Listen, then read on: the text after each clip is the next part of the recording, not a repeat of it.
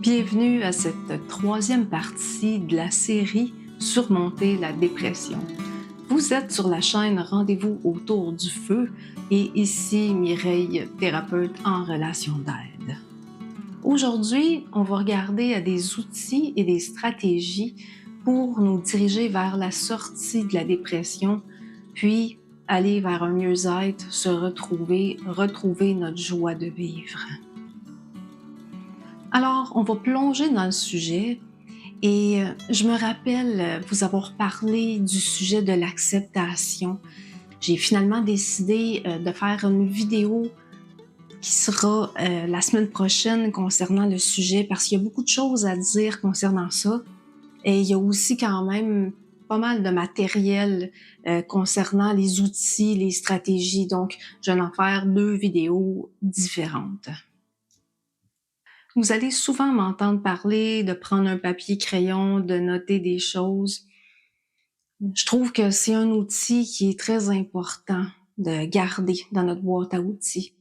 Et ça pour plusieurs raisons. J'en avais déjà parlé un petit peu au courant de la dernière vidéo, mais quand même, quand on est dans une période très difficile, notre cerveau va fonctionner très fort pour gérer ces choses-là qui sont vraiment tout un défi pour nous à gérer. Et puis, dans ce temps-là, ça peut faire aussi qu'on a moins de mémoire pour autre chose.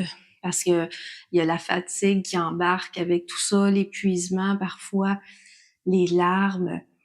Donc, on peut s'aider en prenant un papier et crayon pour noter des choses. Comme ça, on sait que on n'a pas besoin de se souvenir de tout ça, c'est noté, puis on peut y retourner quand on a besoin. Le fait de noter les choses sur papier, ça va aussi avoir un effet d'ancrage dans le concret, dans la réalité, dans une perspective un peu plus générale.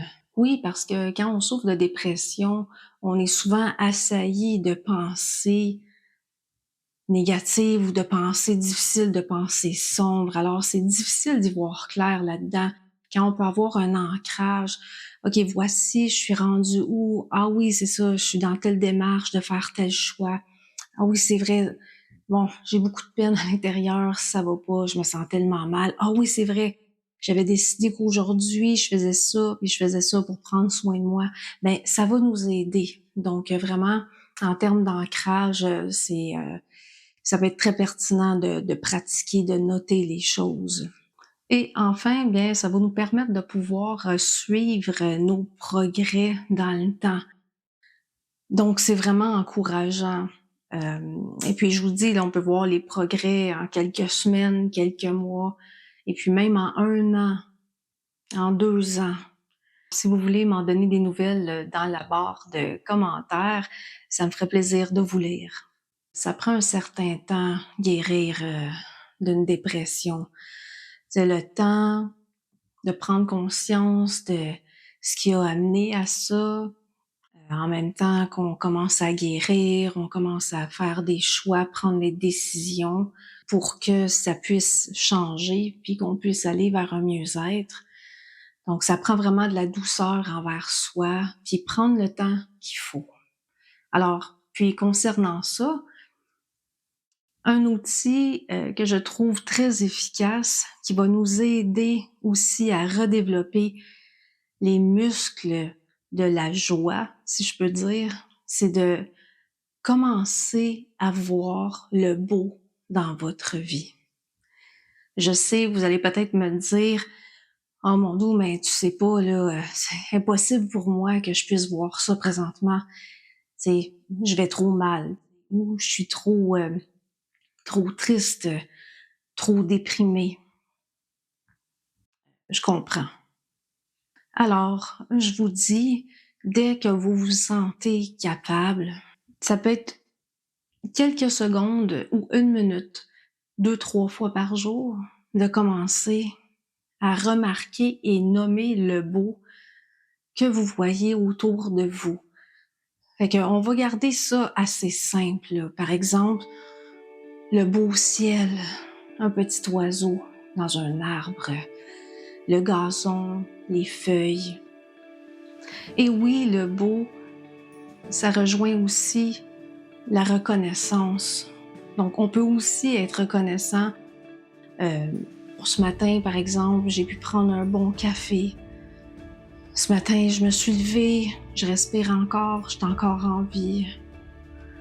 J'aime les draps dans lesquels je dors. Ah bien, aujourd'hui, j'ai pu dire bonjour à ma voisine, puis elle me sourit. Ce genre de petites choses-là, vous voyez? Et puis ça, c'est le genre de choses qu'on fait probablement quand on va bien dans notre quotidien, et puis on s'en rend pas compte. Parce qu'en général, quand l'être humain est joyeux, quand l'être humain est bien, ça va être une tendance en quelque part, là. Il fait-tu beau aujourd'hui? Oh mon Dieu, l'air est frais, ouais. Vous savez, ce genre de choses-là. Mais quand ça va pas, c'est tout un autre paire de manches. Et puis là, nos pensées, nos émotions, bien que ce qu'on vit soit totalement valide, en même temps, nos pensées vont nous jouer des tours. En quelque part, pendant un temps, on va croire qu'il n'y a plus d'espoir ou bien que les choses vont jamais aller mieux.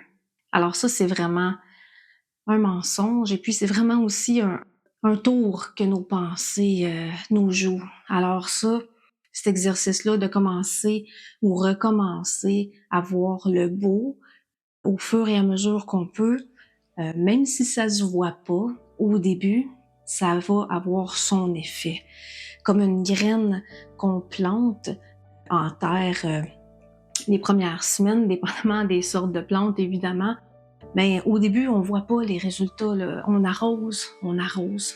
Au fil du temps, on va commencer à voir des choses émerger. Et puis tout le long, il y avait des racines qui se faisaient, là. Il y avait réellement une activité qui était déjà en route.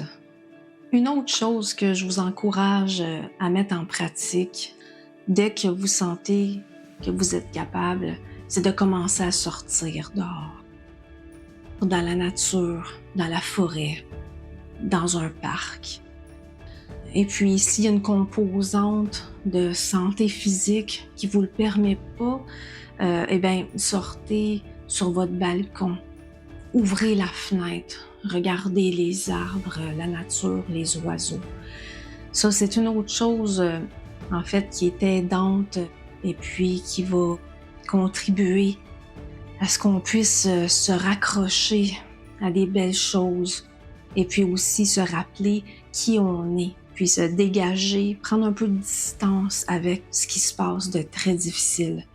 Un pas à la fois, comme vous le pouvez, c'est une autre stratégie qu'on peut mettre en place. Et puis quand je vous parlais de noter ces choses-là, bien c'est que quand on se lève le matin et puis on n'a pas envie ou on se sent pas capable de voir quoi que ce soit de positif devant nous, ben au moins on peut se rappeler ces choses-là. Ah oui, ok. Aujourd'hui, je vais faire le pas de faire le tour du bloc, un 15 minutes. Puis même si je le sens pas, même si ça va pas, ben ça, j'aurais fait ça et puis je le sais en quelque part que éventuellement je vais sentir les effets positifs. Et puis j'étais avec vous, je sais que c'est pas facile à faire ces pas-là vers l'avant au début. On peut vraiment avoir l'impression que ça donne rien du tout de faire ça. On peut avoir l'impression que quand on revient à la maison, qu'on n'est pas mieux qu'avant. Mais je vous le dis, ça fait son effet. Puis c'est plein de petites choses comme ça mis ensemble qui font leur travail en profondeur en dessous qu'on voit pas. Et puis à un moment donné, on va voir commencer à émerger les fruits de ça. Alors en quelque part, je vous dirais que oui, ça demande d'y croire. Donc si pour vous ça fait du bon sens de façon rationnelle, même si peut-être à l'intérieur ça pourrait peut-être vous dire oh, ça donnera rien. En quelque part, vous savez, est-ce que ça fait du sens pour vous? Est-ce que ça serait logique pour vous? Alors si oui, bien, je vous encourage à commencer à pratiquer ça aussi. Et puis, sur cette même note, Pour ceux qui seraient sceptiques, par rapport à ces, propositions-là que je vous fais aujourd'hui, je vous pose la question: avez-vous déjà commencé à faire de l'exercice physique dans votre vie? À faire des push-ups? Si oui, je crois que vous pouvez comprendre ce que je veux dire. Quand on fait un premier push-up, dans la vie, c'est tellement difficile, hein, ça fait mal et puis en plus de ça, on voit aucun résultat sur le fait, n'est-ce pas? Mais on sait théoriquement que si on continue à faire un push-up, un par jour, et puis ensuite 2, ensuite 3, vous savez que dans 6 mois, avec de la persévérance, vous allez avoir des bonnes épaules, il va y avoir des biceps là, qui vont être apparus, et puis des triceps et tout le kit. Ça va avoir un impact réel. Alors, une autre stratégie que j'ai envie de vous proposer, c'est la stratégie du mode pensée solution. Et puis, tu sais, vous savez, dans l'autre vidéo, quand je vous parlais qu'on peut propulser cette saison-là difficile qu'on vit pour avancer dans notre vie puis acquérir des outils qu'on va pouvoir ensuite garder le restant de nos jours qui vont être utiles. Donc là, vous avez votre situation ou vos situations qui sont devant vous, qui ont contribué à cette dépression-là. Maintenant, si vous êtes avec moi dans la progression des vidéos, vous avez fait un certain tri entre ce qui, pour l'instant, ne bougera pas, puis les choses de l'autre côté aussi qu'on peut commencer à faire des pas d'action vers un mieux-être. Donc, concernant cela, l'outil axé vers les solutions, c'est qu'on va prendre une situation qui est difficile, puis on va voir qu'est-ce qu'on peut faire avec ça. Souvent, il va y avoir plusieurs options. Par exemple, une dame est à un emploi depuis plusieurs années. Ça se passe pas bien avec son patron. À cet emploi-là, son patron a beaucoup de mépris envers elle, donc elle se sent pas appréciée, elle se sent écrasée. Là, elle en peut plus. En termes de solutions, elle pourrait s'asseoir puis prendre des décisions par rapport à ça.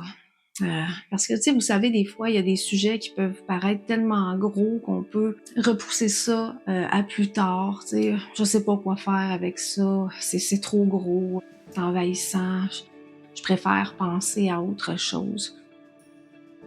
Mais à un moment donné, on peut se rendre compte, pardon, que quand on s'assoit puis qu'on se donne la permission de regarder la situation, en commençant à trouver des stratégies, des solutions, mais finalement, la montagne est peut-être pas si grosse. Elle l'est peut-être quand même, mais là, d'avoir des solutions à notre portée, des possibilités, dans son cas, ça pourrait peut-être voir, ben, est-ce que premièrement, elle a envie d'adresser cette situation-là, puis que ça change à son emploi? Est-ce que il y a un comité contre le harcèlement ou la violence psychologique à son emploi? Est-ce qu'elle peut commencer une démarche en ce sens-là? Est-ce qu'elle va commencer à regarder pour un autre emploi, refaire son CV, commencer à faire des démarches dans ce sens-là? Vous savez, alors, on n'est pas pris. T'sais, on peut vraiment trouver des solutions. Et quand nos pensées sont focusées à trouver des stratégies, bien, pendant un moment, ça nous garde occupés et puis aussi, ça nous donne du pouvoir d'agir. Donc, pendant ces moments-là, on est moins en position du sentiment de subir une dépression, mais plutôt, là, on a une prise de pouvoir sur notre vie. Et donc, et puis au travers de tout ça, ben, c'est certain que on a besoin de repos, de prendre soin de nous, et puis on y va à notre rythme, bien évidemment. Vous savez, quand je vous parle de refermer la boîte, puis d'aller faire quelque chose de léger, ça fait partie des stratégies pour se préserver, puis prendre une pause de nos pensées et nos émotions qui peuvent être difficiles. Et puis, ça m'amène à l'autre point aussi de sortir pour aller voir des gens, aller voir des personnes. Alors, ça peut être aller rendre visite à votre famille, si ça se passe bien pour vous à ce niveau-là. Ça peut être parler avec un ami, sortir, aller prendre un café, aller prendre un thé avec une voisine. Ça peut être aller au parc, parler de choses légères du quotidien ou du paysage avec une personne âgée à qui ça pourrait même faire du bien de parler avec vous de autre chose que des difficultés que vous vivez. Ça fait du bien prendre une pause, alors je vous encourage à pratiquer ça. Étant donné qu'on sait qu'en période de dépression, on va avoir souvent des pensées envahissantes qui sont pas faciles à vivre avec, là, dans le fond, qui sont pesantes. Parfois, il va y avoir beaucoup de larmes pendant un bout de temps. On peut comprendre la pertinence de prendre des pauses de ça et puis d'occuper son cerveau à autre chose, de cultiver ça, de pratiquer ça. Pour certaines personnes, ça peut être de régler des problèmes. Par exemple, ah, ma télé fonctionne plus, je vais essayer de la réparer. Ça peut être de faire un puzzle. Ça peut être de débuter un nouveau passe-temps. Bref, c'est une période où est-ce que on peut vraiment se permettre d'essayer différentes choses, puis de voir qu'est-ce qui fonctionne pour nous au travers de ça. Je me souviens vous avoir aussi parlé de pas hésiter à aller chercher de l'aide. Évidemment que la première raison, c'est de pouvoir parler en toute confiance à quelqu'un de ce que vous vivez pour que ça puisse être déposé en quelque part. Oui, on peut le déposer sur papier, ça fait du bien, mais parfois on peut avoir besoin d'un autre être humain, puis on est fait comme ça, donc. Et puis pourquoi je vous disais également n'hésitez pas à aller chercher de l'aide, c'est que on n'a pas tous un entourage, même beaucoup d'entre nous ont pas nécessairement des gens dans leur entourage qui sont équipés pour recevoir ce qu'on vit d'une façon où est-ce que ça va être satisfaisant pour nous. Tandis qu'un professionnel va avoir fait des études, va être disposé dans sa profession pour vous recevoir à l'heure que vous aurez convenu ensemble. Alors, c'est vraiment l'avantage d'aller en parler à un professionnel, un aidant, et puis ça nous garde dans une certaine sécurité par rapport à l'ouverture ou la confiance qu'on va donner au sein de cette rencontre-là pour pouvoir parler de ce qu'on vit. Et alors, on va parler de l'acceptation à la prochaine vidéo. Donc, prenez soin de vous et on se revoit pour un prochain rendez-vous autour du feu.